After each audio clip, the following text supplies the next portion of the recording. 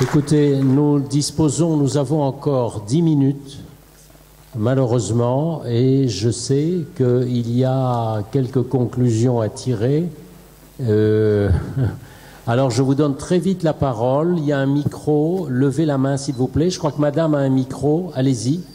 S'il vous plaît, des questions très concises, et on vous fera des réponses très concises. Monsieur a demandé la parole. Il y a des mains. Qui a un micro? Allez, c'est madame là-bas. Oui, c'est dommage que le cher Chalgoumi soit parti parce qu'il m'aurait dit si je rêve debout ou bien si mon rêve peut un jour se réaliser. On est en train d'ouvrir des dizaines et des dizaines de mosquées en France. Et les fidèles, jeunes et moins jeunes, écoutent le Coran. Et dans le Coran, il y a des versets très positifs et il y a des versets qui incitent au djihad. Je ne dis pas moi salafite, je dis les djihadistes qui incitent à la guerre sainte, qui incitent à tuer le juif et le chrétien, comme le disent des versets, à ne pas être amis avec les juifs et les chrétiens, qui disent que les juifs sont des porcs. Alors, dans nos mosquées françaises, est-ce que vous ne croyez pas qu'il est temps d'extirper ces versets du Coran qu'on entend, que nos jeunes musulmans français écoutent et qui les incitent au crime, comme a été incité ce Mohammed? Je crois qu'Alexandre Delval y a fait allusion tout à l'heure. Oui, il va en dire un mot. Le cœur du problème qui répond à votre question et qui répond à la question très importante qu'a posée M. Solé tout à l'heure sur l'origine de tout cela, pourquoi il n'y a pas de liberté religieuse dans les pays musulmans, il va vous répondre. À partir des années 20-30, l'Arabie Saoudite et les frères musulmans, qui ont été des réactions en quelque sorte à l'abolition du califat par un laïc athée qui s'appelait Atatürk, ont voulu faire échec à toute laïcisation et toute réforme de l'islam. Cette réforme de l'islam est fondamentale pour supprimer ce que vous dénoncez, parce que les réformistes de l'islam disaient qu'il fallait interpréter les textes et considérer les sourates qui incitent à la haine et à la tuerie comme dépassées. Or, malheureusement, tout l'islam sunnite a été bloqué au Xe siècle. Les grandes écoles juridiques sunnites, les 4 écoles juridiques du sunnite, ont posé l'idée selon laquelle quand il y a 2 sourates qui se contredisent, c'est la dernière qui l'emporte. Malheureusement, la dernière, la plus récente, c'est en général la sourate de Médine, lorsque Mahomet était un chef de guerre, et justement là où lui-même personnellement a égorgé des juifs. Donc tout ce qui pourrait sauver l'islam, et les chrétiens, et les minorités, et les athées, et les laïcs dans les pays musulmans, ce serait une réforme de l'islam qui réhabilite ce qu'on appelle l'ijtihad, l'effort d'interprétation. Un grand savant de l'Azhar en Égypte a voulu le faire, Abdel Razek, en 1925, pas en 2012.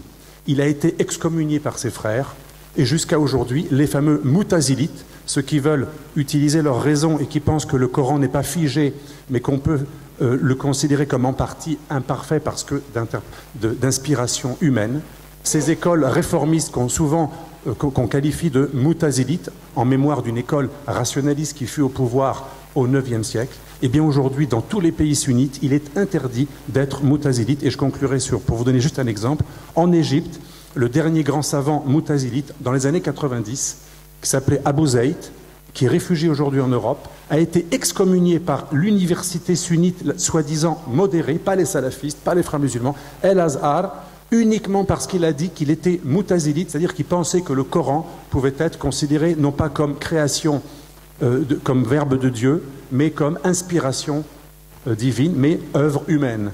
Pour avoir dit cela, et à partir de cela, il disait qu'on peut interpréter et décontextualiser les sourates origines de la violence, il a été considéré comme un athée, comme un apostat, comme un traître, et jusqu'à aujourd'hui, dans aucun pays musulman sunnite, on a le droit d'être moutazilite. Même en Tunisie, le moutazilisme n'est pas autorisé.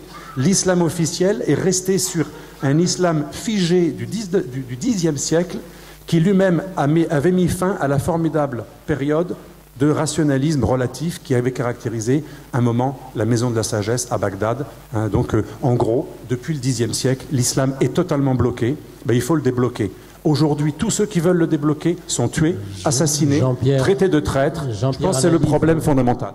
Veut ajouter quelque chose, oui. Oui, je regrette moi aussi, madame, que l'imam Chalgoumi nous ait quittés, mais il a une autre interview à assurer. Mais je voudrais vous dire quelque chose, parce que nous parlons souvent ensemble, nous avons des réunions de travail. Un de ces combats actuels est de militer auprès des pouvoirs publics pour que la totalité des imams de France soient de nationalité et de culture française. Il travaille dans ce sens. Mais Mera était français, hein. Mera question. ou beaucoup de salafistes sont français, donc ça ne suffit pas. Une autre question. Si vous pouvez passer le micro, madame, là-bas. Allez-y, allez-y, vous avez le micro. Moi, j'aimerais savoir... Alors, c'est une question, oui, on vous entend. Que fait l'Occident pour aider ou alléger la souffrance des chrétiens d'Orient? On n'a jamais vu au Conseil de sécurité quelqu'un qui se protestait pour dire il y a quelqu'un qui va être assassiné, il y a des églises qu'on ne peut pas construire, tout ça. L'Occident ne fait rien du tout. Ce n'est pas le problème des musulmans, c'est le problème de l'Occident. Il ne fait rien du tout. C'est ça le... Monseigneur Bressollet va vous répondre. Non, je crois qu'on ne peut pas dire que l'Occident... Qu'est-ce que vous appelez l'Occident, d'abord? Est-ce que ce sont les États? Est-ce que ce sont les hommes politiques? J'ai sous les yeux toute une page du journal La Croix où M. Alain Juppé termine en disant « Le message que je souhaiterais leur adresser est simple, la France a été, est et restera à vos côtés. » Alors comment peuvent-ils le faire? Vous savez très bien que notre ministre se démène à l'ONU pour obtenir que le Conseil de sécurité prenne une décision. Pour l'instant, on n'a eu qu'une déclaration présidentielle, on n'a toujours pas de résolution. Donc je crois que la France active. Mais en dehors de ce que peuvent faire les États, et peut-être l'Europe plus généralement que la France, je vous signale quand même qu'il existe, et c'est un honneur pour les Français, les catholiques de France, il existe une œuvre qui s'appelle l'œuvre d'Orient, fondée en 1856 par des grands universitaires de la Sorbonne pour venir à l'aide de toutes les écoles. Et maintenant, c'est plus général que les écoles, ce sont les écoles, les dispensaires, les hôpitaux, l'aide aux prêtres, aux évêques, etc. Et cette œuvre d'Orient reçoit des dons de beaucoup de Français et les distribue en fonction de dossiers bien remplis, et le directeur général va sur place de mois en mois pour vérifier l'utilisation de cela. Ça, il faut quand même le savoir. Alors, si vous voulez faire quelque chose pour aider ces chrétiens, inscrivez-vous à l'œuvre d'Orient et donnez une participation financière. C'est la première chose. La deuxième, et j'ai été très sensible à cela pendant le synode, ça a été de dire, écoutez, ces chrétiens ont besoin de savoir que les chrétiens d'Occident, de France, pour ne parler que d'eux, eh bien, ne les oublient pas et vont à leur rencontre. Donc, organiser des pèlerinages, aller sur place. J'ai été demandé pour accompagner un groupe de 15 chrétiens qui, l'année dernière, est allé célébrer la Semaine Sainte au Kurdistan. J'ai découvert Erbil. On n'avait pas le droit d'aller à Mossoul parce que c'était pas sécurisé. On pouvait pas aller à Kirkouk parce que c'était pas sécurisé. Mais à Erbil, à Souleymaniye, à d'autres endroits, nous avons pu participer aux cérémonies célébrées par les Syriaques ou les Chaldéens. Donc ça, c'est très important, qu'il y ait des liens entre les chrétiens qui sont en France et qui vont là-bas pour les aider. Des pèlerinages à Bethléem sont aussi très importants. Donc, ces deux choses, l'œuvre d'Orient, les pèlerinages. Et puis, faire peut-être pression sur les autorités politiques qui gèrent notre pays pour qu'elles essayent d'obtenir que la situation des chrétiens soit protégés par la Déclaration universelle des droits de l'homme de l'ONU, etc. Il y a des démarches diplomatiques, on le sait, on accorde des visas, les ambassades et les consulats français dans ces pays accordent des visas pour ceux qui sont vraiment menacés, mais que voulez-vous faire lorsque, je ne donne que ce chiffre et je termine par là, quand en Irak, il y avait du temps de Saddam Hussein 1 million de catholiques chaldéens, ils ne sont plus que 500 000 parce que les autres ont émigré vu les dangers qu'ils subissaient et vu le fait que leurs jeunes n'avaient plus d'avenir là-bas. Donc c'est une très très grosse question. Merci Monseigneur. Avant de prendre une dernière question, je voudrais préciser aux personnes qui quittent la salle que les ouvrages de Jean-Pierre Allali et Alexandre Delval, vous les trouverez si vous le souhaitez à l'entrée. On peut prendre une dernière question. On va se battre pour la dernière question. Qui a le micro? Je ne sais pas. Vous m'entendez? Oui, voilà. Alors c'est celui qui a le micro qui gagne. Voilà. Pardon. Donc, je suis juive d'Irak et j'ai deux questions. Il y a deux personnes qui parlent en même temps, ça ne va pas du tout. Priorité aux femmes. Je laisse la parole aux femmes. Voilà, un homme galant. Merci. Alors, qui est la dame qui a la chance d'avoir le micro? Allez-y. Une question rapide, s'il vous plaît. Écoutez, je suis juive d'Irak et je me pose une question sur le Liban et Israël. Le Liban était, à un moment donné, majoritairement chrétien. Où sont les chrétiens? Comment est-ce qu'ils sont devenus minoritaires? Et comment est-ce que le Liban est devenu musulman et un pays comme on le sait?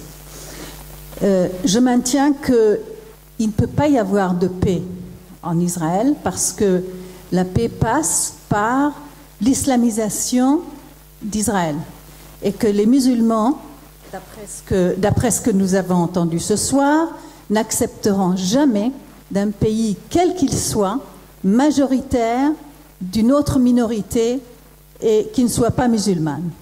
Donc voilà ma question pour le Liban et c'est une immense question. Je ne sais pas si quelqu'un va répondre. Je voudrais simplement, ce que vous dites me fait penser simplement à une chose, si vous permettez.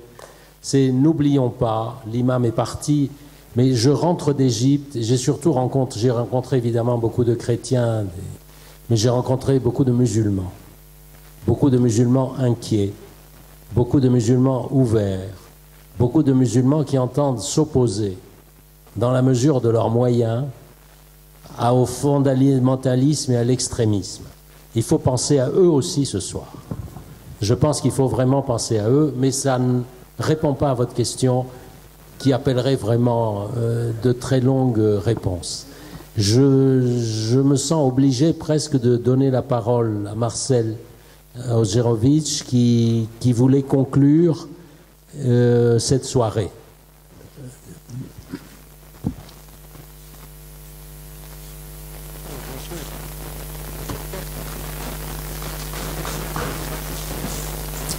Bonsoir. Eh bien, cette première conférence que le collectif de défense des minorités religieuses est terminée. Nous remercions Monsieur le maire qui vous prie de bien vouloir l'excuser. Il est passé il y a quelque temps, mais il ne pouvait pas rester. Donc, il vous prie quand même de l'excuser. Donc, nous remercions le maire de nous avoir accueillis dans ce théâtre. Nous remercions très chaleureusement notre modérateur et tous les intervenants d'avoir consacré cette soirée à nous éclairer sur le drame que vivent aujourd'hui les chrétiens et celui qu'a vécu dans un passé récent les Juifs au Proche-Orient. Notre travail continue. D'autres conférences en France verront le jour avec l'aide d'associations locales. Il est bien évident que le travail qui a amené cette première conférence a réuni, comme on vous l'a dit au début de cette conférence, un certain nombre d'associations qui se sont retrouvées dans une situation où chacun se demandait qu'est-ce qu'on peut faire. Et ça a été évidemment la grande question, et ça a été le travail qui a été accompli pour que cette première conférence ait lieu. Si cette cause vous tient à cœur, si vous voulez nous aider dans la continuité de ce travail, de faire reconnaître la souffrance des réfugiés oubliés, aussi bien réfugiés chrétiens, comme on vient de le voir, syriaques, chaldéens, etc., coptes, et réfugiés juifs, cette souffrance doit être reconnue. Elle doit être reconnue par un Parlement, et nous pensons que le Parlement européen est le plus à même de reconnaître cette souffrance. Donc notre travail continue et, comme je le disais, nous avons besoin de vous. Vous avez dans les plaquettes qui vous ont été remises à votre entrée un bulletin de soutien. Eh bien, je vous invite à le regarder, mais pas seulement le regarder, mais d'y mettre quelques chiffres. Merci de votre attention. Bonsoir.